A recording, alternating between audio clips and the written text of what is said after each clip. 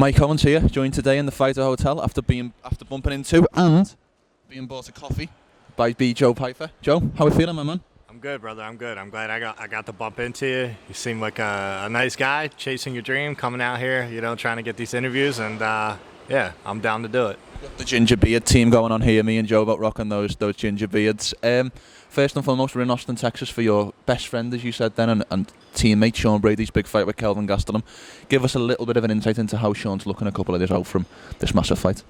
Yeah, I think he's ahead of schedule, man, with the weight cut. I think he's in a really good mental space. I think he changed a lot.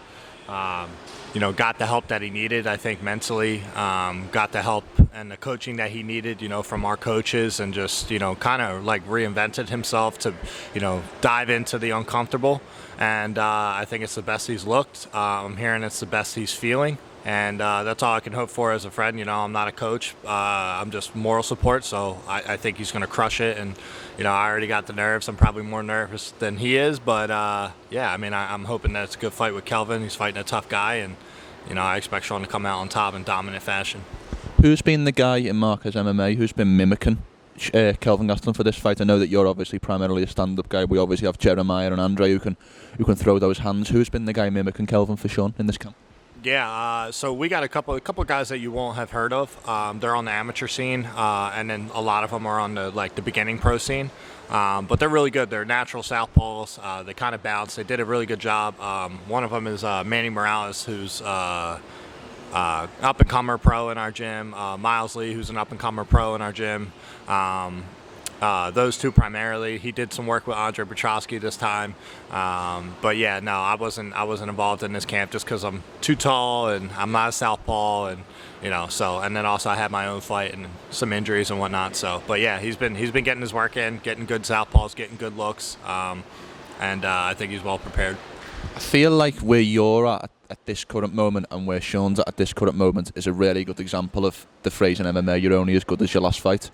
Like Sean took one loss, that we were talking about off camera, and people are maybe doubting him in this fight, whereas you've obviously gone on this fantastic run and people are saying that you're the next guy to win the belt.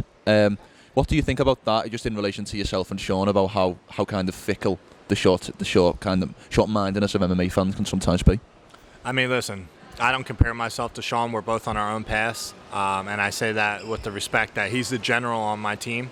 I've been doing this technically longer than everybody on my team. I've been doing it 23 years, but when I say he's the general, he was 15-0. He never lost as an amateur, and he went 15 professional fights. I lost on my 7th pro fight, and that kid has beat much better competition than me on paper as far as resume, and his work ethic, I can't outwork him. So I'll never pretend like, oh, I'm the man because I'm getting a main event spot, or I'm getting this, or I know how to do this game. I know how to do it right, and I know how to talk my shit. And I'm not.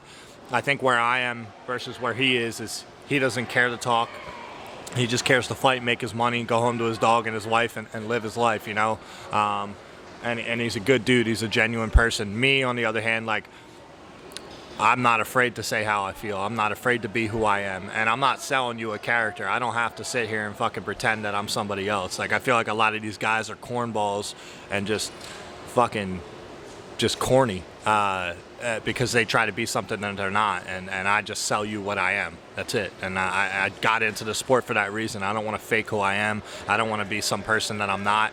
And but yeah, it's cool. What's cool is that he was in the UFC. All my teammates were in the UFC before me, and then now I'm making some waves on my own, and I got to be around everybody that has been there and done that before me. So I've been in this a long time. I got to see everybody do it, but now it's cool that I get to fight alongside my brother and train with people that are like-minded. I love that, and obviously, as you mentioned there, you've obviously got that big fight coming up with Jack Hermansson in February that was recently announced. It is a step up, let's be honest. You're fighting a guy, I think, number 10 in the world, I want to say. So it is a big step up in terms of where you're ranked, where he's ranked. So just your overall emotions going into this fight a couple of days out. How are you a couple of weeks out now? How are you feeling, and what are the overall emotions to getting this big opportunity? Yeah, I mean, look, it's another fight. He's a guy that has a heart, lungs, and breathes air like me, so I don't give a fuck about his number. He's 35 years old. He's 10-6 in the UFC. He's a tough guy. I like him. He's a good guy. He's not a piece of shit, so I don't really have that many nerves. I just understand that I'm pushing myself. Once I get back from here, it's full steam ahead, and I got to search in my soul to push myself to a new level because I'm going to give them that much respect. The bigger the opportunity, the bigger the workload. So I'm always interested in every camp to see how far I can push myself to a new limit, and it's going to be no different with this one. And I think that my skills are par none better than his. I just don't think. I don't think this is a terrible big step up like everybody else thinks because I've been in the sport for so long and I may not have as many fights, but I've had my mind conditioned. That's why when I go out there, I don't look frantic or uncomfortable or whatnot. I've been dreaming of doing this my whole life. So let him think that that's going to play in his favor like all these other guys that are like experience this, experience that. Look. Again, I've been doing it a long time. Just because I haven't done it in front of people doesn't mean I haven't done it for a long time. You know what I mean? So, I'm super confident, man. You know what I mean? Self-belief is not something I waver in or questionable in. I know how powerful I am. I know how intimidating I am. And I know how committed I am. I will put it on the line. And may the best man win. Whatever God's plan is for me, that's what I'm going to follow. And, I'm gonna give Jack hell. Do you want the short road? And what I mean by that is there's some, like Tom Aspinall, a good example, a guy over from my side of the world. He said that he wanted to take a little bit of his time in the UFC to understand, where his skills are at and to kind of build progressively. You win this fight in February, you're number 10 in the world. Do you want that quick path to the title to really get up there, or do you want to take it slow and really build, or do you not give a shit how it all works out? I mean, I wanted to take it slow because I wanted to get my contracts right. I was very verbal about that. When you kind of get into the rankings, all the fights are super tough. Call me a sandbagger or whatever the case is, everybody's tough in the UFC. And just because, like Abdullah Hassan, I had a lot to lose in that because what people will call hype, it's just because I'm the fucking truth. It's not that I'm hype. I'm the fucking truth. Like, I go out there and I do my thing and I dominate. That's what I pride myself in. I don't win by a little bit. I also haven't fought the best competition in the world yet. I'm earning my stripes. But my point is, I don't really care if they push me towards the title. I'll take it. What I care about is the individual wins. I care about one fight at a time, and I care about winning that fight and trashing that person. So, I'm trying to take Jack out. I'm trying to hurt him. I don't care about his fucking ranking. I don't care about who he fought. I know who I am. And he ain't fought somebody like me. I know that's a cliche statement, but I hit different, bro. I'm telling you, I hit different. When I hit you, you're going to feel it. Something, you're getting cut, you're getting bruised, you're getting wobbled, something, So, I'm hyped, and I can't wait. And if they want to rush me towards the title, then fuck it, let's go. The last one from me, and as I say, Joe, really appreciate your time here today. We hear this phrase a lot associated with your name, Be Joe Pyfer. We hear that's something that Dana said. We've heard a lot of kind of, I see a lot of Instagram reels and kind of hype pieces about that specific phrase. So I'd like to know from your perspective, what does Be Joe Pyfer mean to you? What is the inspiration that you are trying to put out to the world? What is it, the message that through your performances, through the way you carry yourself, that you want to convey through fighting? Yeah, see, this is a good question. This is a good interview. This whole question to me is worth the interview. I feel like fighters, and only fighters, they're the ones that have kind of taken it the wrong way. My peers, my coworkers. I think there's like, you shouldn't want to be another man and blah, blah, blah, somebody else, be yourself. Like, it's not about being me. It really isn't. It's about having the attitude. Be Joe Pyfer is, in my opinion, about being perseverant, about coming back, about not quitting on yourself, about seeing the light at the end of the tunnel and not accepting fucking no for an answer. I was told my career was over after my arm broke for Dustin Stoltzfus, who's fighting this weekend, right?